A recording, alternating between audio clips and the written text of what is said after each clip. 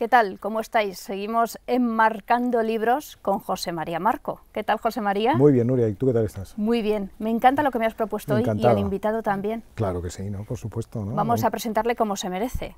Está con nosotros Ventoso, Luis Ventoso, que es el director adjunto del diario ABC y el autor del libro No temblar ni aunque te corten la cabeza, de Ediciones Encuentro. ¿Qué tal, Luis? Bienvenido.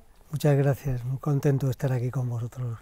Le presentaba yo con el chiste tan fácil a los James Bond, porque precisamente su libro va de Londres, habla de la cultura inglesa y de lo que se vive allí. ¿Te ha gustado, José María? Me ha encantado, es un libro interesantísimo, además es un libro de textos cortos, bien enfocados, bien centrados, muy variados, ahora lo vamos a hablar con Luis, ¿no? Y qué bien escribe Luis, por cierto. Claro, desde la historia, entrevistas contemporáneas, retratos así de costumbres, apuntes, es un libro estupendo. Luis, ¿tienes una pluma? Voy a venir todos los días, esto es Pues ya te vas contento. Digo que tienes una pluma muy inglesa, eso es que has leído mucho autor inglés. ¿Está esa chispa? No lo sé, no sé, yo creo que todos los que nos gusta esto somos lectores compulsivos desde pequeños. Pero no puedo decir, es verdad que yo soy muy anglófilo, pero bueno, leer lo que he leído de todo, tampoco es que yo esté centrado a la hora de leer una preferencia por lo anglosajón, ¿no?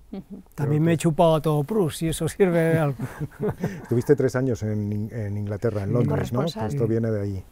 Fueron unos años estupendos porque la verdad es que no me faltó de nada. Mi mujer siempre me dice, un día íbamos a ir de vacaciones a Cuba y me dijo, no vamos, que si vas tú muere Fidel. Y algo de eso pasa porque me pasó de todo. Llegué con el referéndum escocés, tuve el Brexit, 2 elecciones generales y cuando ya pensaba que estaba acabando llegaron los atentados islamistas y cuando ya estaba acabando de verdad todavía el incendio de la Torre Grenfell, que fue tremendo aquello. Fue para mí casi lo más duro de lo que me tocó ver allí. Sí, ¿por qué? Porque en el caso de los atentados, digamos que estaba, no es la expresión adecuada, pero digamos en llano curado de espantos por la terrible experiencia de Madrid, que yo había trabajado aquí en el día del atentado. Pero, y entonces eso pues ya no me sorprendió tanto, pero lo del incendio sí, porque me enseñó, fue una manera de visualizar las tripas del país, la desorganización, aquella gente viviendo en polideportivos varios días, que sería impensable en esta España que emigramos. Yo creo que los hospedaríamos en breve. La improvisación, la gente sola por las calles, un país incongruente desde el momento en que aquella torre está ubicada a 500 metros de la zona más cara del mundo, que es todo aquello de lo que es hoy la parte más lujosa de Notting Hill, donde tienen casas Cameron, Osborne, cerca en Holland Park viven pues, los Beckham, Elton John. Entonces ahí se vieron las dos hechuras del país, ¿no? Lo que Disraeli llamaba las dos naciones que siguen existiendo. Un país que, como retratas, y sobre todo una ciudad, Londres, que está en crisis, está en pleno cambio. La ciudad es fantástica y ha resistido de todo. Ahí han pasado plagas, la locura de la ginebra, bueno, el bleed, todo lo han superado, pero han cometido un error enorme. Se han pegado un disparo en el pie con el Brexit, porque yo creo que es un atentado, entre comillas, contra la manera en que habían salvado el país. El país queda depauperado después del esfuerzo de la Segunda Guerra Mundial, que en realidad la ganan los americanos, no ellos, pero bueno, es verdad que aguantaron. Entonces Attlee construye un Estado socialista de facto para un poco repartir la miseria y soportar esos años muy duros de la posguerra. Eso llega a un momento, aunque fue útil en su momento, que funciona mal, ata demasiado al país, el país está como anquilosado, y ahí entra la gran revolución thatcheriana, que no deja de ser más que decir, oiga, véngase aquí el capital de todo el planeta, que aquí van a tener seguridad jurídica, unos tipos impositivos bajos y van a estar cómodos. Funciona, allí va todo el dinero al mundo y empieza el segundo revival del Reino Unido. Blair, que en realidad no es un laborista, sigue con la técnica de Thatcher e incluso mejora todavía más la vida común porque entran las importaciones baratas chinas, que nos han hecho la vida, aunque tiene luego un contrapeso muy asequible, y entra la mano de obra barata del este, que también facilita mucho la vida a los ingleses. Entonces el país está montado sobre eso y el Brexit es justo el mensaje contrario, es decir, ahora somos un país con problemas, el capital empieza a arrugar la nariz ante el Reino Unido, empieza a detraerse un poco y por eso se han metido, a mi juicio, en un gran jardín. ¿Y el Brexit a qué lo atribuyes? Porque Gran Bretaña es verdad que hay un nacionalismo inglés, ¿no? Más que, tú lo dices Sí. en el libro, más que británico, ¿no? Sí. Pero Gran Bretaña siempre ha sido un país del que se decía una y otra vez que no había populismo, ¿no? Yo tenía dudas, ¿no? Porque hay una tradición populista antigua de la revolución, bueno, que políticamente viene de lejos en el republicanismo inglés, y luego también los diarios, los grandes periódicos sensacionalistas no son precisamente de superélites exquisitas, ¿no? Entonces había un fondo de populismo, pero ¿qué lo atribuyes más? ¿A ese populismo que ha renacido, que no se sabe muy bien por qué ha renacido, a la crisis, a una cuestión identitaria? Yo, sin duda alguna, a la crisis. Yo creo que hay un malestar global con la crisis que no se curó de verdad. Hay unos indicios que están pasando en todos los grandes países desarrollados, salvo los asiáticos, que es, por ejemplo, la sensación, que es terrible, de los padres viendo que sus hijos van a vivir peor que ellos. Eso no es... Desde los baby boomers era todo lo contrario. Siempre se daba por supuesto que el hijo iba a vivir mejor que el padre, y así era. Luego hay una crisis de salarios evidente. El otro día alertaba allí el arzobispo de Canterbury y decía, oiga, estamos en la mayor estancamiento salarial en 140 años. Eso es también muy preocupante. Y luego hay una parte del norte de Inglaterra que vivió un gran momento tras la revolución industrial, fueron pioneros, que está muy postrada.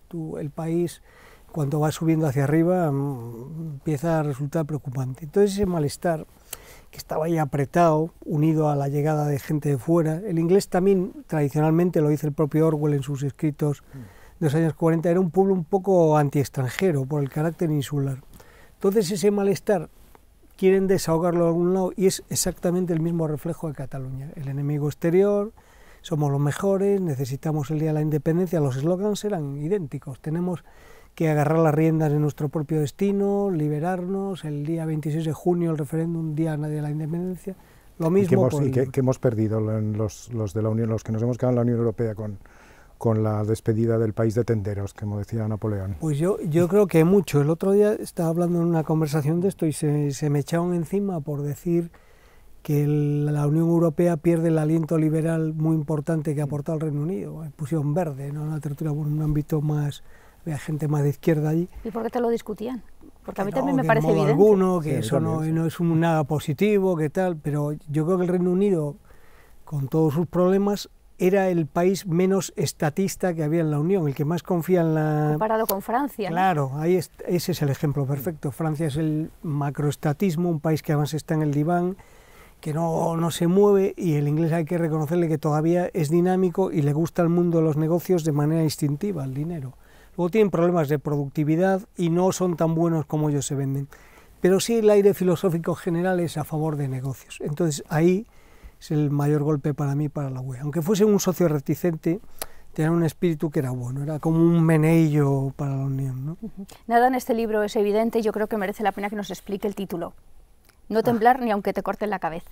Bueno, esto atiende a cuando le cortan la cabeza, efectivamente, a Carlos I, tras la revolución de Cromwell, que es un 30 de enero de 1640, y hace un frío aterrador en Londres. Ese día el Támesis estaba, incluso la superficie del río, estaba congelada, algo que hoy no podría pasar, porque aunque no lo sabemos, la canalización del río no es exactamente igual que entonces. Entonces ya no se hiela la superficie del Támesis. Entonces el rey está, bueno, hay un espectáculo terrible allí en Whitehall, porque va a ver el público lo nunca visto, como le cercenan el cogote a un rey. Entonces el rey, toda la preocupación que tiene es, al salir allí, pues efectivamente no temblar, no vaya a malinterpretar el público que está temblando de miedo y no de frío. Entonces encarece, que es la única petición que hace, que por favor denme un doble jubón, una doble camisa, que no quiero temblar. Esto lo hilo yo con que ese era el carácter tradicional inglés, la flema, el estoicismo, el famoso labio superior rígido, y todo eso se va un poco directamente al carajo en una fecha concreta, que es cuando muere Lady Di, donde ahí nos despertamos, se despiertan ellos, con un pueblo que no reconocen, porque está con un terrible desparrame, desahogo emocional por una princesa de cuento que mitifican y la que en realidad ni conocen, la gente inglesa llorando por las calles por ella y poniendo verde a la única que en realidad se atiene al carácter inglés tradicional, que es la reina Isabel, que hace el papel, lo que haría un inglés de toda la vida en un caso así, pues guardarse los sentimientos para adentro, cara impávida y estar con sus nietos. Esto no funciona porque el país ha mutado ya, ¿no? Que Carlos I pregunta incluso si le molesta el pelo, ¿verdad? El Sí, verdugo. Carlos I, bueno, se porta ahí... Muy bien educado. Se porta, no, No quería que sufriera el hacha, ¿no? Las élites británicas siguen siendo, están tan bien educadas como antes, o la cosa ha cambiado un poco, porque idiomas ya no, en francés ya no saben como antes, ¿eh? Sí, yo creo que las élites sí, aunque podríamos discutir la educación británica si es tan buena o no. Es decir, la universidad sigue mandando, los primeros ministros salen todos de Oxford y Cambridge, pero en fila. Es una situación de un clasismo escandaloso para un estándar español.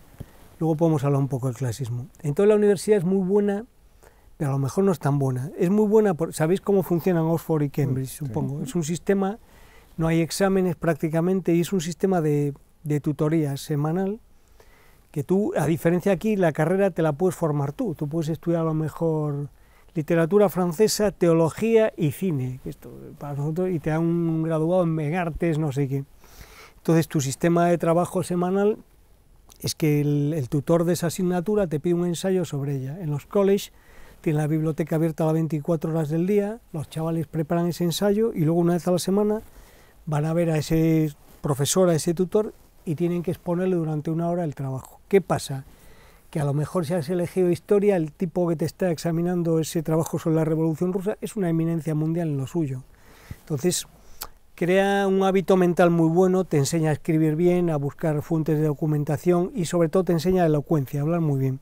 Pero luego, acabando, quería decir que eso tiene una contrapartida, que luego de verdad, conocimiento, vaya, el denostado sistema memorialístico español y tal, pues luego les sorprende. A mí me decía una amiga inglesa que trabaja en un fuerte bufete en la City y me decía, joder, los abogados españoles es que saben un montón, están preparadísimos, nosotros sabemos mucho, denostamos mucho nuestra educación, pero bueno, vete a hablarle a un inglés del complemento directo y el sujeto y la voz pasiva, ¿no? Saben nada de gramática, por ejemplo. Sí, pero yo no me refería a eso, yo me refería a lo militar, es decir, la educación de las élites a palos, que es como se educan las élites. Los palos. Hombre, la educación sigue siendo desapegada en casa, en las élites, hablo, para lo que es nuestro estándar. Es decir, una familia esta de mucho copete, a lo mejor te largan al niño al internado a los 12 años y es que ya prácticamente no lo vuelven a ver. Navidad, verano, hay una gran frialdad familiar respecto a la situación que tenemos en España con los abuelos, es tremendo, vamos. Aquí es una de las maravillas de aquí, que no celebramos bien para mi gusto, que es la preservación del núcleo familiar, interés por los padres. Todavía hay padres que algunas veces viven con los hijos, tal, eso es una maravilla, ¿no? Al final, ¿son clasistas o no son clasistas? El clasismo es importantísimo porque es para mí el auténtico ADN del país y su gran problema. Que incluso miran qué palabras utilizas, ¿no? Para ciertas denominaciones. ¿Y qué pronunciación? Te marca. Hablas de un GPS de clasismo, ¿no? Sí, el otro día hablábamos con esto, decía Vieito, el director de ABC, en la presentación del libro, decía, bueno, en España también en cierto modo pasa esta nueva clase que quiere ser en Madrid, que habla como si tuviese una pelota de golf en la boca, decía él, ¿no? Pero ahí es acusadísimo, en todo tipo. Por ejemplo, una persona de clase media-baja que quiera fingir que es de clase media-alta, le llamará al baño el toilet. Es un alto, un patricio, jamás dirá toilet, dirá lo. Una clase media dirá el gents y el ladies para llamar al baño. El de clase alta al postre le llamará el pudding. Nunca, etcétera, ¿no? Eso ya es una primera identificación. Luego la pronunciación. Por ejemplo, los de clase alta se comen las palabras. De clase baja, al revés. Sí, las nota, vocales, ¿no? o las consonantes, sí, ¿no? Sí, y lo ves clarísimamente. Para nosotros, por ejemplo, es más fácil entender. Nosotros lo que mejor entendemos, un español que no hable muy bien, es el estándar de la BBC. A uno muy posh cuesta entenderlo porque se come también las consonantes, como dices. Y ahora, por ejemplo, los príncipes Guillermo y Enrique están haciendo un estándar por no hablar tan posh como Carlos, como su padre, y parecerse más al estándar de un presentador de la BBC. Pero en cuanto se sueltan, les sale otro. Entonces el inglés, cuando conoce a otro, lo que está haciendo ya mentalmente es ubicarlo. La forma de vestir, tal, cómo habla, en qué clase social está. Nosotros eso, pues, Normalmente no lo hacemos, vamos, a mí no me viene a la cabeza, si te estoy conociendo a ti, pensar, esta será de Oxford o ¿Dónde será habrá estudiado? Claro. Claro. El dato del colegio, aquí nadie te pregunta, ¿a qué colegio ha sido, señor Marco? No es una cosa que esté en la tarjeta de presentación, allí sí. Si has ido a Harrow, a Winchester o a Eton, estás normalmente llamado a triunfar en la vida por las relaciones que haces ahí. Estás en el comedor con uno que su padre es el jefe de la empresa tal, luego te vas. Eso funciona terriblemente. Hay una frase que tiene el libro de Samuel Johnson que dice: solo puede estar cansado de Londres quien está cansado de la vida. Sí. Yo creo que así lo recibimos los que vamos de visita una vez al año, ¿no? Sí. Hombre, Londres es una fuente de estímulos constante. Una ciudad maravillosa y muy agradable. Es además una ciudad en cierto modo loca, nunca ha sido planificada, es una federación de barrios que se nota. Yo recomendaría mucho al que vaya allí que se tome la molestia de caminarla. Por ejemplo, que vaya, que son, yo que sé, hora y media, y vaya desde, pongamos, Kensington y la suba toda cruzando Hyde Park y siga hasta Hampstead. Pues ahí ves cómo es Londres realmente, es muy, muy bonito a verse. Johnson era un apasionado, él era de un pueblo muy pequeñito que se llamaba Lichfield y escapó corriendo porque los estímulos conversacionales que le daba Londres, tabernarios también, para él eran una maravilla y le ayudaban a escapar de la depresión, que él tenía problemas de grandes caídas en picado así, y le ayudaba. Y lo sigue haciendo. ¿Qué pasa? Que ahora se ha vuelto tan increíblemente caro que yo creo que ha expulsado un poco la creatividad. Ahora simplemente la gente creativa es que no puede vivir en la ciudad, no se lo pueden pagar. Tú ves en los años 60 el último movimiento así llamativo y musical inglés que hubo, el punk, los Sex Pistols, todo aquello, eso nació en una boutique que se llamaba Sex, que estaba en King's Road. Hoy vas a King's Road, es una calle de super tiendas y super ricos, allí nadie generará nada artísticamente, ¿no? Han echado a la juventud a patadas. Intentan ahora con un nuevo barrio que se llama Southbridge, que es la zona más emergente, pero bueno, yo creo que ha perdido mucho pulso creativo. Que no... Sí, puede ser. En el libro también hay entrevistas, y hay alguna a Nick Farage. ¿Cómo es Farage de cerca? ¿Es tan antipático como es de lejos? No, o... puede ser muy, muy cordial y muy divertido. Yo no estoy de acuerdo con sus ideas porque creo que se le fue la mano un poco... Solo un poco. Bastante con la xenofobia, vamos, algunos carteles disparatados en la campaña ahí, pero él es verdad que argumenta, es un gran orador y es muy simpático, porque una cosa que tiene la política española es que hemos entrado en un tremendismo, aquí hacer una broma, un chiste, se ha perdido el sentido del humor. Es verdad. Tú ves viejas alocuciones, el propio Fraga de su época, ves que en el Congreso siempre metía una broma. Se toman demasiado en serio. Sí, ahora estamos en un tremendismo, parece que se cae España todas las mañanas, que no va a ser. Allí siempre hay esa cortesía al humor, y él la conserva, es muy simpático. Por ejemplo, yo cuando lo entrevisté le hablé de su faceta un poco alcoholiquilla, y el tío me decía, bueno, reto a alguien, adoro España, reto a alguien a que me diga que ha bebido más Rioja que yo. Bueno, no tienen miedo a un poco de... Cameron, por ejemplo, cuando dejó el cargo, se despidió del Parlamento con una locución francamente humorística, muy autoparódica. Yo eso lo veo muy bien, creo que es una forma casi de buena educación que desengrasa la vida cotidiana y es muy agradable. De hecho, nosotros todos lo practicamos en nuestra vida corriente, pero no en la esfera pública. Aquí estamos en el asesinato del contendiente. ¿No? Bueno, el libro está escrito en ese filo del humor. En el Reino Unido, de todos modos, ahora también están en una situación muy dramática. Fíjate, aún... Bueno, Westminster es una ciénaga de víboras, allí se hacen unas perrerías inauditas. Lo que le hizo Michael Gove a Boris Johnson fue increíble. Hicieron los dos la campaña del Brexit, Boris como mascarón de proa de cara al público y el otro como ideólogo. Entonces Boris, que realmente es el que ganó el referéndum a nivel populachero, se quería presentar al relevo de Cameron con el apoyo de Gove, y es que media hora antes de salir a presentar su candidatura, el otro le comunica por SMS que le va a apuñalar y va a presentar su propia candidatura. Bueno, pues aún así han acabado recomponiendo la relación y haciendo chanzas sobre... porque aquello fue, vamos, de Yago, de Otelo, una cosa terrible. ¿Has visto The Crown? No he tenido la ocasión, y fíjate que una de las cosas que más me gustaba allí era la televisión, que es buenísima.